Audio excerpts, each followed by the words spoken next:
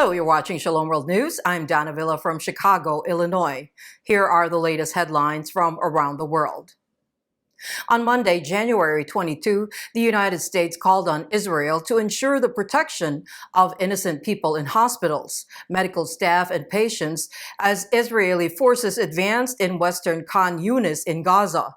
Israeli forces stormed Al-Qair hospital and put another under siege in the Al-Mawasi district west of Khan Younis.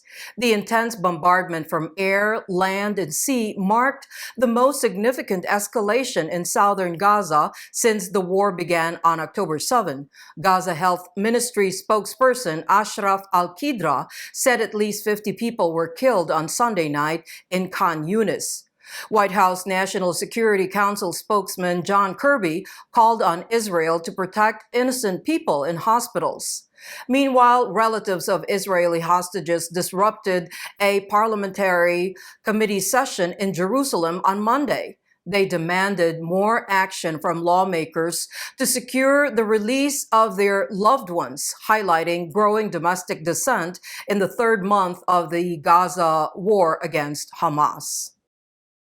In an interview with Vatican News, Father Ibrahim Faltas, the Vicar of the Custody of the Holy Land in Jerusalem, laments the loss of over 10,000 children since the commencement of the Israel-Hamas War. He emphasized the need for serious consideration of a, quote, two peoples, two states solution. Tragically, 10,000 children have lost their lives and 40,000 have been orphaned, end quote. During the interview with Vatican News, Federico Piana, as the conflict reached its 100th day, the Franciscan friar also underscored the dire situation in the West Bank. Expressing concerns for the local church, Father Falta suggested that the events in the Holy Land could potentially spark a, quote, third world war, end quote. He said that the people of Gaza have nothing. There is no water, no food, no possibility of communicating.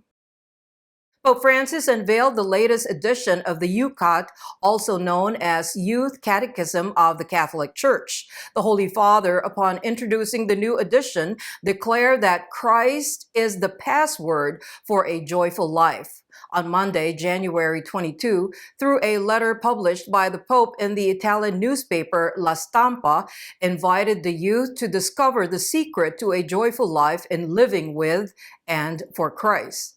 The pontiff in his letter remarked that love is the primary reason for the existence of the Church. Upon citing Pope Benedict XVI's encyclical Deus Caritas Est, stressed the transformative power of encountering Jesus. He described the Youcat as a beautiful book and urged young readers to embrace it. The Pope noted that the Youcat is based on the Catechism of the Catholic Church, published in 1992.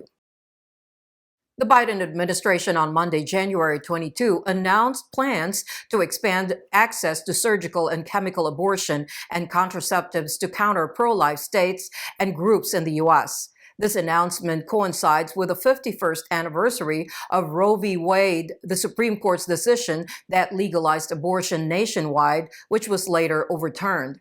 In a statement, the White House said that extreme state abortion bans have jeopardized women's health and lives. It also highlighted the challenges women face in accessing emergency care due to restrictive state laws. Kamala Harris's Fight for Reproductive Freedom tour, launched around the same time, denounced pro-life laws and called for the codification of Roe v. Wade rules.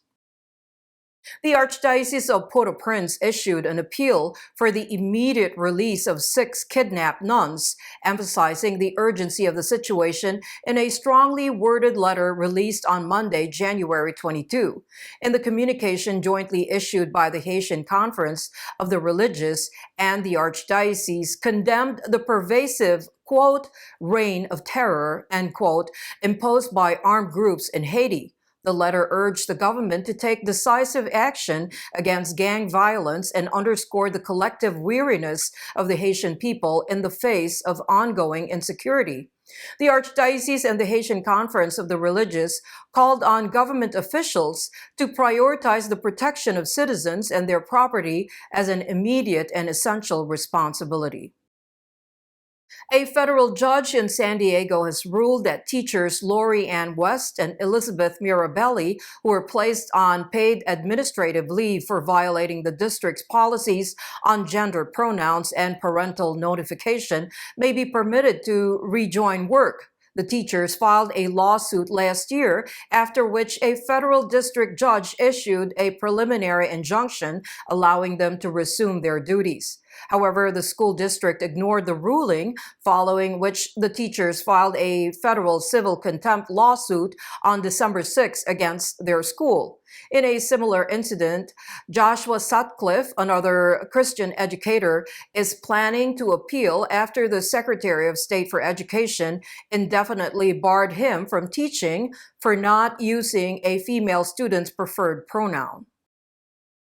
The Chaldean Church Patriarch, Iraqi Cardinal Luis Rafael Sacco, has called on the Baghdad administration to adopt measures that would guarantee justice for Christians living in the nation. During his speech, he emphasized the historical contributions that Christians made to Iraqi culture, as well as the suffering that they have endured recently, especially at the hands of militias of the Islamic State. Furthermore, the Patriarch also demanded that government forces replace the armed militias in charge of the Christian settlements on the Nineveh plain, particularly criticizing the Babylon movement. In his remarks, he further underlined how essential Christians are to the religious and the cultural fabric of Iraq. The terrorist organization Boko Haram has killed at least 5 people in the far north region of Cameroon. According to the reports gathered by Chinese news agency Xinhua from a local security source, the rebels attacked 2 settlements that were home to civilians on Saturday night, January 20, killing 4 people in La Dubamba village in the first attack. In a subsequent attack later that night, another person was killed and a girl was injured in the Movamai village. There are reports that villagers in the affected areas are moving out. Boko Haram, which has been based in the region since 2014, was named by the Global Terrorism Index as the deadliest terror group globally by the middle of 2010. The University of Dallas, a private Catholic university in Texas, will set up a permanent convent for the Dominican Sisters of St. Cecilia. Since 2016, the Dominican Sisters of St. Cecilia, also known as the Nashville Dominicans, have served as educators at the university. In a statement, University President Jonathan Sanford said that for several years, the university has benefited from the excellent teaching and apostolic focus of the sisters, and they are proud to become the permanent home of these faithful servants of God. This will be the first time a university would be a permanent host to a community home. The notable alumni of the university who have taken up vocational life include 12 bishops, 6 permanent deacons, and more than 200 priests. The Catholic Church in Sri Lanka will begin the canonization process for people who lost their lives in the 2019 Easter Sunday terrorist attacks.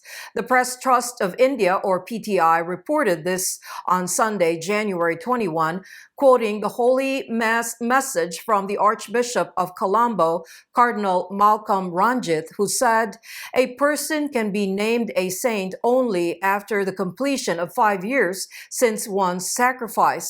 Therefore, we will move towards declaring Easter Sunday victims as saints on April 21 this year," end quote. The attacks took place during the Easter Sunday services in 3 churches and 3 luxury hotels in Colombo, the capital, as well as in Nagambo and Batikaloa. The attacks were carried out by a local Islamist extremist group known as National Tawfiq Jamaat, which was later linked to the Islamic State. Pro-life activist Isabel Von Spruce was confronted by a law enforcement officer for silently praying outside an abortion facility in the United Kingdom. The law firm ADF UK published video footage on Monday, January 22, showed the encounter between the British pro-life activist and the West Midlands police outside the facility. In the footage taken on an unspecified date, Isabel was seen telling the officer that she was aware of the law and she was there to pray for those who have been hurt by abortion. The abortion facility in Birmingham is under the protection of a public space protection order. The order restricts people from protesting or engaging in any act of approval or disapproval on issues related to abortion services within a certain distance. Isabel Von Spruce had been arrested twice earlier for praying outside the abortion clinic. With a view to encourage the study and knowledge of motherhood, the Red Madre Foundation has announced a new award called You Will Never Be Alone. The award will acknowledge the best doctorate, master's, and bachelor's degree projects in related fields of motherhood like pregnancy and postpartum study. The themes for research can be social or health-related. The prize money offered to the researchers are €3,500 for doctoral thesis, €2,000 for master's thesis, and €1,500 for bachelor's thesis. Those who have obtained a degree in any of the related areas from January 1, 2021 until the closing of the competition on May 16, 2024 are eligible to apply. An American Catholic University Catholic Institute of Technology is launching an academic operation in the Italian town of Castel Gandolfo, with a stated goal to form the next generation of saints, scholars, and scientists. The first batch will start their classes in the fall of 2024 at the campus. The STEM-focused university's office is based in Cambridge, Massachusetts. The graduate programs and curriculum strongly emphasizes research, real-world engineering projects, philosophy, theology, and language studies. The Catholic Institute of Technology would make daily Mass and 3 weekly Eucharistic adoration opportunities available to the students. The university also encourages daily rosary recitation. And those are your latest headlines. Do join us tomorrow. In the meantime, you can visit swnews.org for more updates. Shalom.